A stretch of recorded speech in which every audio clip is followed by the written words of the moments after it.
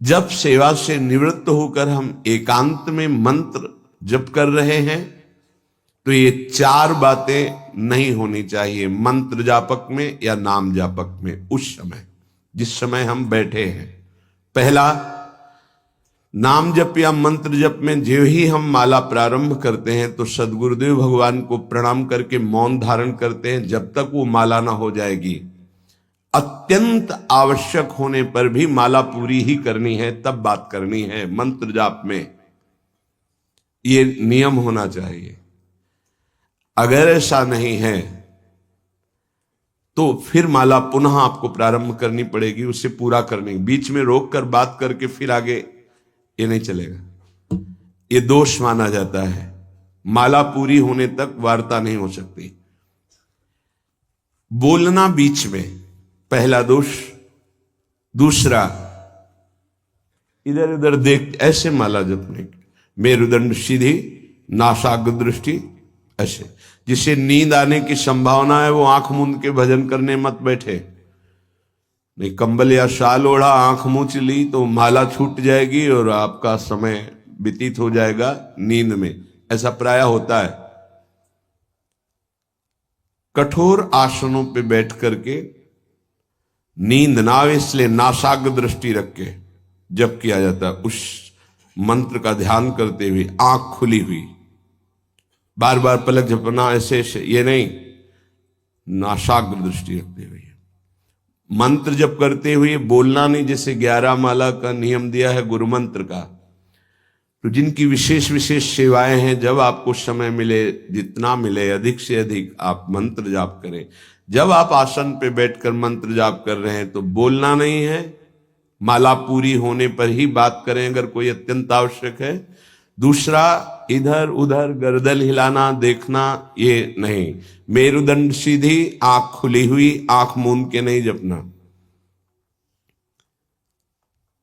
एक महाभागवत की पत्नी निरंतर भगवदाकार वृत्ति में रहती थी। तो उनके पति जब पूजा में बैठते तो आंख मूंद करके बैठते ध्यानस्थ से। एक बार उन्होंने पूछा, प्रभु आपके आंख मूंदने और आंख खोलने में अंतर पड़ता है क्या? तो उनका पड़ता है। तो बोले आपकी पूजा अधूरी। हम चाहे बाहरी दृष्टि में हो या आंतरिक दृष्टि में हो, एक ही चिंतन होना चाहिए। आंख खुली हो या आंख बंद, तभी सच्चा उपासक है। तीसरा, हिलना मंत्र जाप के समय। ये कीर्तन में हो सकता है, पद गायन में हो सकता है, लेकिन मंत्र जाप के समय हिलना नहीं, ये नहीं। गर्दन घुमाना, बात करना। चौथा, हंसते हुए प्रपंच की वार्ता करना, हंसी मजाक चल रही, बोलना मतलब उत्तर देना। चौथे में जो हंसते हुए प्रपंच वार्ता करना। बैठे कुर्सी में 3 लोग, माला हाथ में, प्रपंच की वार्ता। अपमान कर रहे हो माला का, मंत्र का। आप क्या कर रहे हो? उपहास कर रहे हो। 4 लोग जा रहे हैं, माला सरक रहा है, बातचीत कर रहे, तो माला सरकाने से थोड़ी भगवत प्राप्ति होगी। जो माला की एक भी मन का नाम और मंत्र से खाली ना जाए, उसका चिंतन करते हुए, वो आंतरिक चिंतन को बढ़ाने के लिए माला है। माला सरकाने से थोड़ी भगवत प्राप्ति होती है। माला की मनका के सहारे से हम प्रत्येक मंत्र का चिंतन करके, उसका श्रवण करके, मनन करके तब फिर आगे बढ़ते हैं। ये थोड़ी कि जल्दी जल्दी। किसी किसी की माला को तो देखते हैं कि इतनी रफ्तार से कैसे चल सकती है। अगर हम केवल राधा नाम भी जपें तो इतनी रफ्तार से नहीं चल सकता, क्योंकि हमें लिखना है राधा राधा। फिर अष्टादशाक्षर मंत्र या द्वादशाक्षर मंत्र, फिर इन मंत्रों को तो कैसे आप इतनी जल्दी, कैसे बिना अक्षर मात्रा दर्शन के कैसे आप मन का सरका दिए? 11 माला बहुत होते हैं। अगर जिस पद्धति से कहते 11 माला कर लो तो बहुत जल्दी मानसिक सिद्धि प्राप्त हो जाए। सामने मंत्र लिखा हुआ है, हर बार नवीन मंत्र की रचना कर रहे हैं। हर मन के पे, एक मन के पे पूरा मंत्र लिखा, फिर एक मन के पे पूरा मंत्र, फिर मन। देखो मन कहां भाग के जाएगा। मन निर्विषय हो जाएगा, सच्चिदानंद की तरफ दौड़ पड़ेगा मन। जबकि समय किसी को उत्तर देना, इधर उधर देखना, शरीर को हिलाना, हंसते हुए हंसी मजाक वार्तालाप करना, 4 बातें जब में निषेध है। जब काले न भासेत नान्यानि प्रेक्षेत बुधा न कंपेत शिरोग्रीवाम दंता नैव प्रकाशयेत। 4 बातें। ये हंसी मजाक, 2 साधक चल रहे रास्ते में, माला भी चल रहा, हंसी मजाक। तुम्हारे पास समय कैसे, तुम्हारा माला कैसे चल रहा है, तुम वार्ता कर रहे हो, हंसी मजाक कर रहे हो, ऐसा नहीं, इतने सिद्ध नहीं हो गए हो।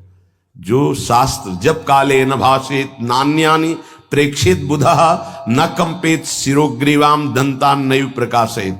माला जपते समय ये ऐसे हिलना डुलना, शांत, हंसी मजाक, न दंतान नैव प्रकाशयेत, दांत नहीं दिखाई देने चाहिए। गुरु मंत्र के समय तो मुख से वायु भी नहीं निकलनी चाहिए, मुख से। बस ये स्थिति, थोड़ा दांतों के बीच में जगह है, जिह्वा का अग्रभाग ऊपर के दांत के जोड़ पे है, हल्की सी नाक की श्वास से मंत्र का उच्चारण है, उसी का श्रवण है, और नेत्रों से दृष्टि में हम देख रहे हैं। भगवदाकार मंत्राकार वृत्ति करनी है। प्रभु के मंगलमय नाम उच्चारण करने से करोड़ करोड़ जन्मों के पापों का नाश होता है, ऐसा शास्त्र और ब्रह्म ऋषियों ने निश्चय किया है। भगवान का नाम उत्तम श्लोक है, पवित्र कीर्ति है। जो नाम जप करता है वो पवित्र कीर्ति वाला हो जाता है, वो उत्तम श्लोक भगवान को प्राप्त कर लेता है, भगवत स्वरूप हो जाता है। इस मार्ग में चलने वाले उपासक से, चाहे वो ज्ञान मार्ग का हो या भक्ति मार्ग का हो, कोई पाप बन जाए तो शास्त्रोक्त प्रायश्चित करने की आवश्यकता नहीं है। जैसे कृच्छ व्रत, चंद्रायण व्रत, बड़े बड़े कठोर व्रत पापों का प्रायश्चित करने के लिए हैं, वो केवल नाम जप, नाम कीर्तन अपना बढ़ावे, उसी से सारे प्रायश्चित हो जाएंगे।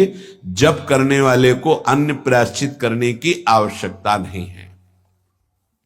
जब तक अनंत जन्मों के हमारे पाप हैं, तब तक हमारी नाम में रुचि नहीं होती। ये बहुत ध्यान देने का विषय है कि जब नाम की इतनी महिमा है तो सब लोग नाम में क्यों नहीं लगते?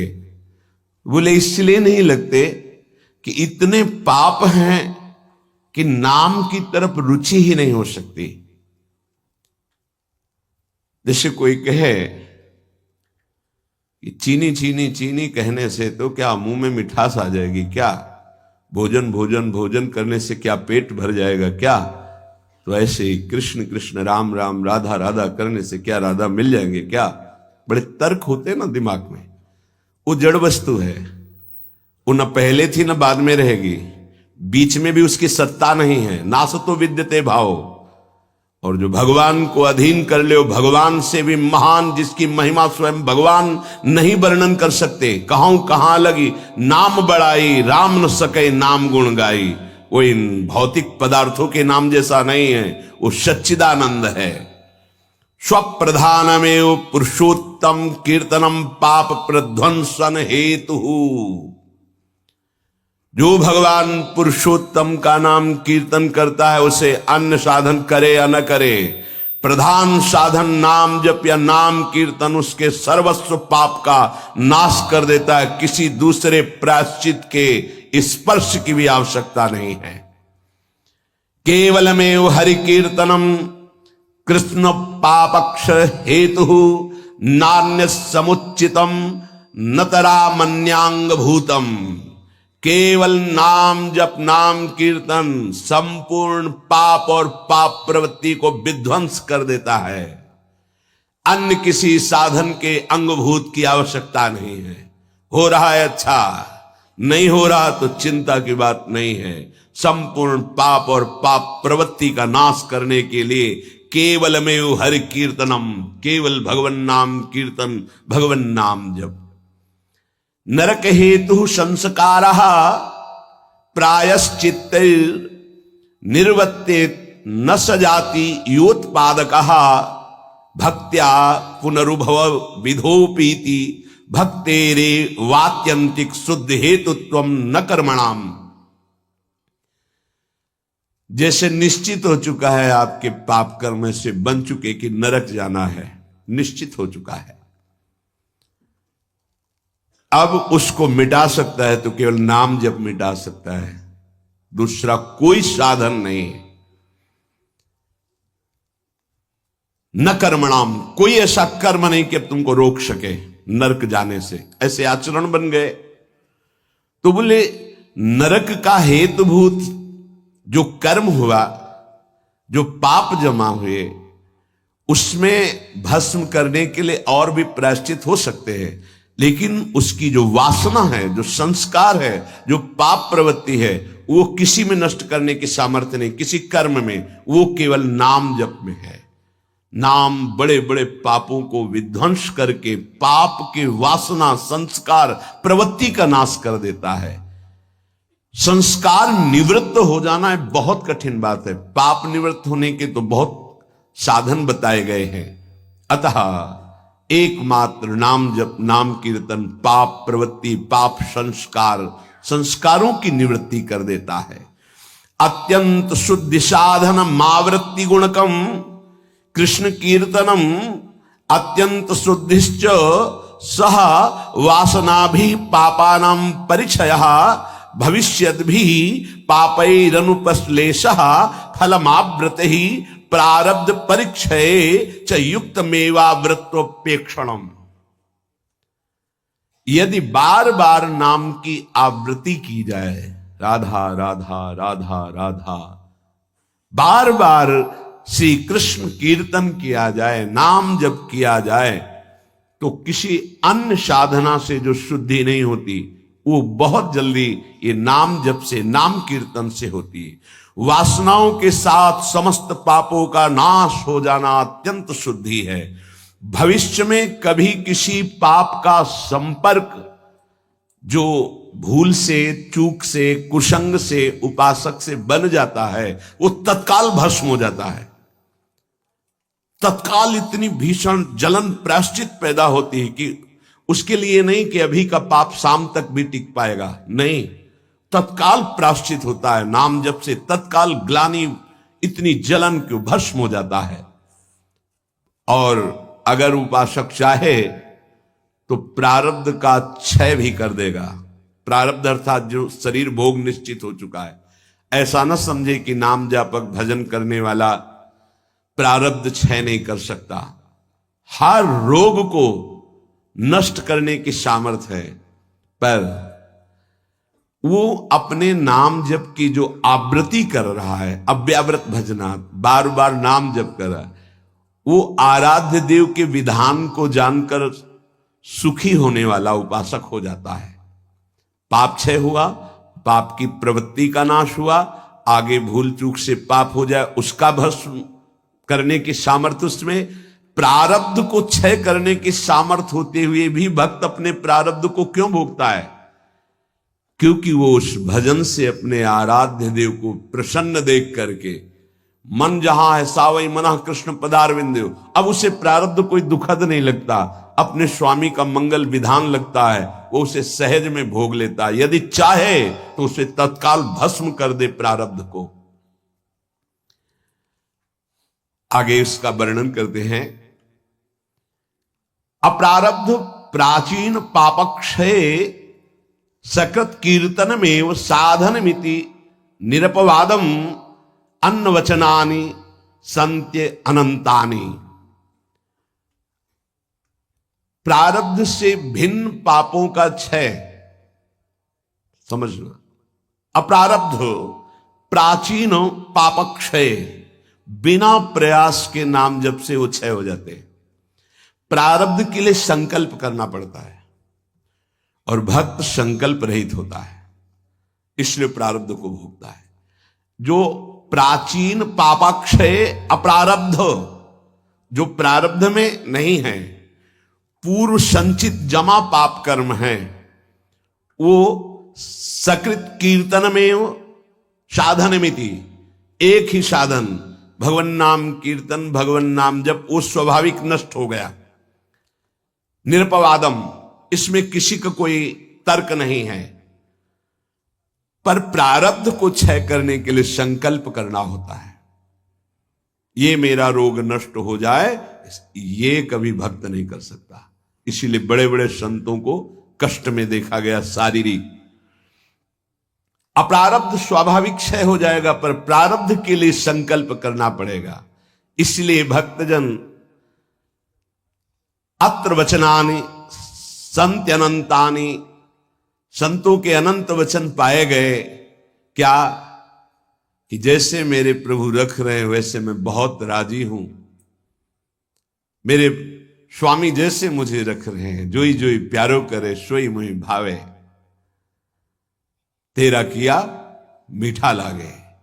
क्या बड़े बड़े महापुरुष के तेरा किया मीठा लागे। प्रभु आप जो विधान कर रहे हो वो प्रारब्ध क्षय के लिए संकल्प नहीं करते।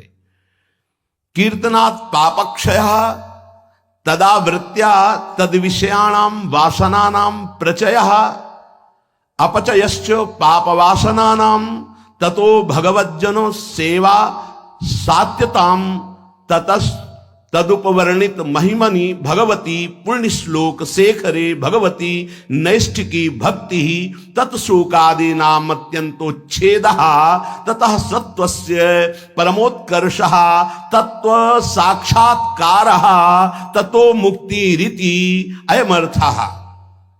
ओहो, बड़ी अद्भुत बात वर्णन कर रहे हैं। ये कीर्तन केवल पाप का ही नाश नहीं करता, नाम जप, ये नाम जप बार बार जो आवृत्ति की जाती है, इससे उपासना की वृद्धि होती है, वासनाओं का नाश होता है। इसके पश्चात भगवत प्रेमी महात्माओं का सानिध्य मिलता है। ये बड़े गूढ़ विषय है। जब तक आपके पाप क्षय नहीं हुए तो आप संतों के सन्मुख नहीं पहुंच सकते। भगवत कृपा हुई, कैसे पाप क्षय हुए? श्रवण सुजस सुनी आयऊ। जब कान में श्रवण में हमारे भगवतीय सिद्धांत नाम महिमा पड़ी तो सुन सुन के हमारे हृदय में इच्छा जागृत हुई, चलो संत दर्शन करते हैं। भजन का फल हुआ संत दर्शन, नाम जप का, नाम कीर्तन का फल हुआ भगवत प्रेमी महात्माओं का सानिध्य संग। ततो भगवज्जन सेवा सात्यतम, फिर उसके हृदय में उन महापुरुषों की सेवा करने का मन होता है। क्या करूं जिससे ये प्रसन्न हो जाए? फिर उन महापुरुषों के द्वारा ततस तदुपवर्णित महिमनि भगवती पुण्य श्लोक शेखरे भगवती नैष्ठिकी भक्ति, कैसे प्रभु में निष्ठा जागृत होती वो उपदेश करते हैं। किनको? निज जनों को। निज जन कौन? जो नाम जप नाम कीर्तन के द्वारा जिनका पाप क्षय हुआ, पाप वासनाएं नष्ट हुई, एक उपासना जागृत हुई कि हमें संतों का सानिध्य मिले।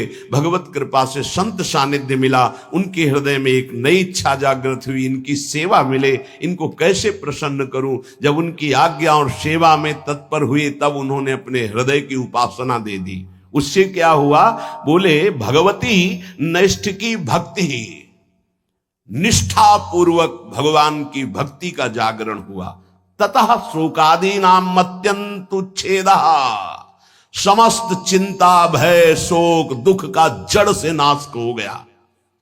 जब संत गुरुजनों के द्वारा दी हुई उपासना से भगवान की भक्ति हुई तो शुद्ध नैष्ठिक भक्ति का जागरण हुआ, तो शोक चिंता भय दुख क्लेश अशांति मृत्यु इनका सब भय जड़ मूल से उच्छेद हो गया।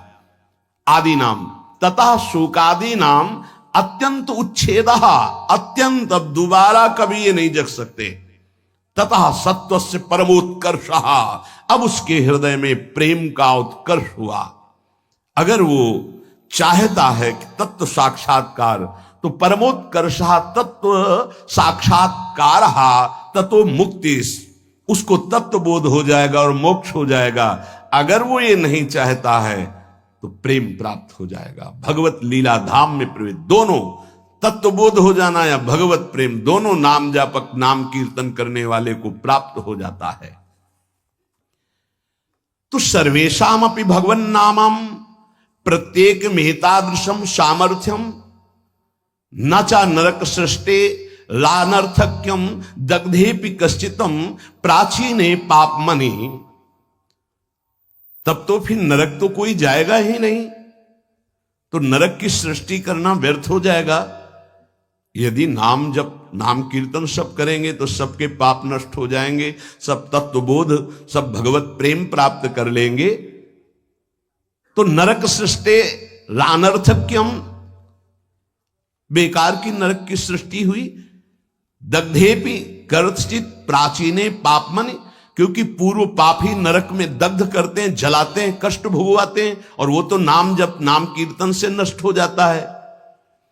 तो कह रहे हैं तदुत्तर काल भावी भी रंगो भी महदवा मानिश्च नरकपातस्यापि संभवात्। बड़ा सूक्ष्म विषय वर्णन करते हैं। ना चावृत्ति गुणकमेव कीर्तनम सर्वस्यापि भविष्यतीति कश्चिदस्ति नियमः। एक तो सब नाम महिमा सुन भी नहीं पाएंगे। भारत में कितनी जनसंख्या है? 135-40 करोड़ तो है ही है, क्यों ऐसे ही तो है 140 करोड़। क्या सब नाम महिमा सुनते हैं? क्या सब भगवान नाम कीर्तन करते हैं? नहीं। तो कह रहे हैं ये बात मत सोचो कि कोई नरक नहीं जाएगा, बहुत जाएंगे, क्योंकि नाम कीर्तन नाम जप में सब थोड़ी लगे हैं। दूसरी बात, जो नाम में लगे भी हैं वो कह रहे हैं कि संभावना है उनके नरक जाने की। कैसे? बोले यदि किसी महापुरुष का अपमान कर दिया, निंदा कर दी, वैष्णव अपराध बन गया, तो पतन होने का चांस हो जाता है।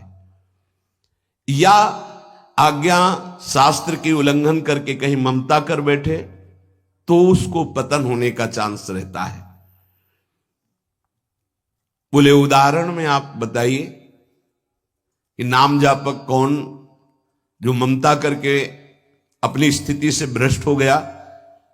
बोले अतएव भरत देवस्वापि ऋषभ देवे नानुग्रहीतस्यापि प्रतिबद्धा परोक्षानुभवत वादांतरायै रत्यंत सूक्ष्मन भगवद उपासना त्वाच तदुत्तर काल भाविना मृगाशक्ति रूपेण कर्मणा निकृष्ट देहारंभा मृगत्वपमपि। जहां निरंतर भजन के लिए राज्य और पत्नी और पुत्र आदि का त्याग किया भगवान ऋषभ देव जी के पुत्र भरत जी, वहीं मृग की ममता में आकर के मृगाशक्ति रूपेण कर्मणा निकृष्ट देहारंभा, निकृष्ट देह मृग की प्राप्त कर लिए। अगर ममता करेंगे चूक हो जाएगी, जन्म जन्मांतर के लिए कितना जाना पड़ेगा। उनकी सावधानी ये रही कि मृग शरीर में भजन किए तो अगले बोध संपन्न जड़ भरत जी के रूप में प्रकट हुए।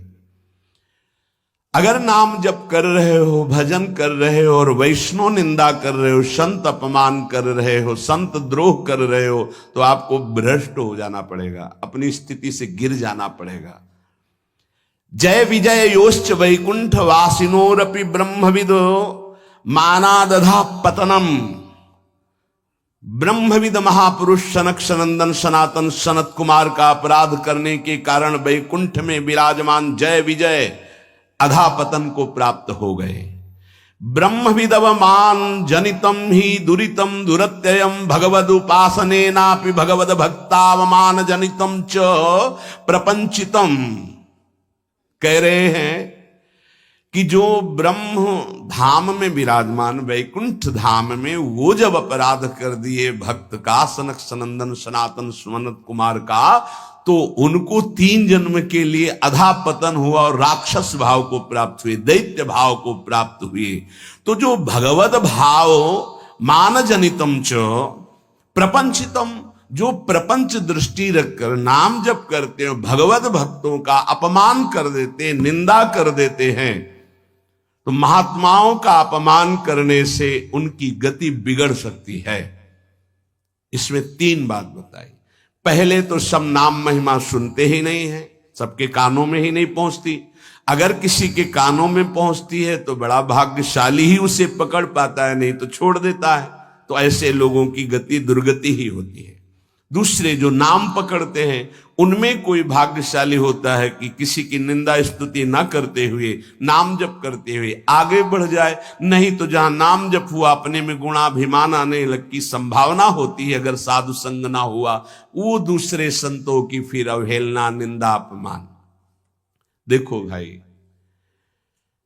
एक ही प्रभु हैं, 10-20 प्रभु नहीं है। उनके नाम अनंत हैं, उनके रूप अनंत हैं, उनकी उपासना अनंत है, उपासना की पद्धतियां अनंत हैं, मान सकते हैं। लेकिन प्रभु एक है, इसमें कोई संशय नहीं। अब प्रायः एक धर्मावलंबी दूसरे धर्मावलंबी की निंदा करना ही अपने धर्म की महानता समझी जाती है। हमारी समझ में कम आता है। हम किसी की निंदा कर रहे हैं, किसी का अपमान कर रहे हैं, किसी की अवहेलना कर रहे हैं, तो हम अपने आराध्य देव की आज्ञा का उल्लंघन कर रहे हैं। एकादश स्कंद में परमार्थ का जब निरूपण वर्णन हुआ बीच में, तो उसमें था ना किसी की निंदा ना किसी की स्तुति। समझ में नहीं आता। हम समझते हैं हम अपने आचार्य की बहुत महिमा गा रहे हैं, अगर दूसरे आचार्य की निंदा कर रहे हैं, दूसरे इष्ट देव के नाम की निंदा करें, तो हम अपने इष्ट देव को बहुत प्रसन्न कर लेंगे। नहीं भाई नहीं, अभी समझ में नहीं आई, अभी बुद्धि ठीक नहीं है। सर्वम खलमिदं ब्रह्मणे नानास्ति किंचन। श्री कृष्ण चंद्र जी कह रहे हैं, मत्ता परतरम नान्यत किंचिद अस्ति धनंजय, मेरे सिवा कोई नहीं। फिर तुम उनके दास हो, तुमको नहीं दिखाई दे रहा तुम्हारा आराध्य देव स्वरूप में। अवहेलना, उपहास, दूसरे धर्म की अवहेलना अर्थात अपने आराध्य देव की, दूसरे वैष्णव की, दूसरे संत की, दूसरे उपासक की निंदा अर्थात अपने आराध्य देव की। कह रहे हैं जय विजय योश्च वैकुंठ वासिनोरपि ब्रह्मविदव मानादधः पतनम, अधः पतनम। वैकुंठ से पतन होना असंभव, लेकिन इस असंभव पद से भी पतन हो गया महापुरुषों का अपमान करने से। और तो सब छोटी बात है। इसलिए ध्रुवदास जी ने भी सिद्धांत विचार लीला में वर्णन किया, भक्तन के अपराध सो डरपत रहो। या एक अपराध है जो बड़ी बड़ी पदवी से तुम्हें भ्रष्ट कर देगा, तुम्हारे सारे सुकृत नष्ट कर देगा। भक्तन निंदा अति बुरी भूल करे, जिनको के सुकृत बहु जन्म के छिन में डारे खोए। अगर कहीं कोई दंभ पाखंड कर रहा है, वो खुद भोगेगा, वो खुद ठग रहा है अपने आप को, खुद जल रहा है, तुम नहीं देख पा रहे। तुम अपने आराध्य देव को देखो, तुम अपनी उपासना को परिपक्व करो, तुम अपनी वासना को नष्ट करो, अपने हृदय में दंभ पाखंड मत आने दो। ये साधना है। नाम सर्व मंगलकारी। अगर महापुरुषों की स्थिति को देखो तो नाम में बहुत जल्दी प्रीति हो जाएगी। एक पलटू दास जी नाम के बहुत प्रेमी महापुरुष हुए हैं। पलटू दास जी बहुत बड़े भक्त हुए हैं, अवधपुरी में रहते थे। ये स्वयं कह रहे हैं कि नाम भगवान ने ऐसी कृपा करी कि कीच मच गई नाम की। नाम की कीच, बिना सने कोई जाएगा नहीं। भक्तों के पास ये होता है, उनके समीप जाओ, नाम सुनने को मिलेगा, नाम महिमा सुनने को मिलेगी, और तुम्हें नाम में लगना ही पड़ेगा। ऐसी भक्ति चलावे मची नाम की कीच, मची नाम की कीच बूढ़ा और बाला गावे, पर्दे में जो रहे शब्द सुन रोवत आवे। जैसे भोरी सखी हा प्रियाजू हा लाडली, तो जो सुने कदम रुक जाए और हृदय में द्रवण क्रिया हो जाए, आंखों में आंसू आने लगे। प्रियाजू बाबा पे कृपा कर दो। पलटूदास बाबा जी से जब वो जोर से भगवान नाम उच्चारण करते तो कोई पर्दे में कहीं भी, घर मकान कहीं भी उसके कान में पड़ता तो रोना आ जाता। ऐसी नाम की प्रीति उनके हृदय में जगी। बोले कीच मचा दी नाम की अवध में, पलटू दास बाबा। ऐसी भक्ति चलावे मची नाम की कीच, मची नाम की कीच बूढ़ा और बाला गावे। पर्दे में जो रहे शब्द सुन रोवत आवे, सामने उपस्थित हो जाए। भक्ति करे निर्धार रहे त्रिगुण ते न्यारा, आवे दे लुटाए आप ना करे आहारा। जितना वैभव सुख संपत्ति आवे सब संत सेवा में, भगवंत सेवा में आप अपने हिसाब से चलना, ना करे आहारा, उस संपत्ति का भोग नहीं। भक्ति करे निर्धार, कोई आधार नहीं, कोई पदवी, कोई मोक्ष, कोई कल्याण, कोई निमित्त नहीं।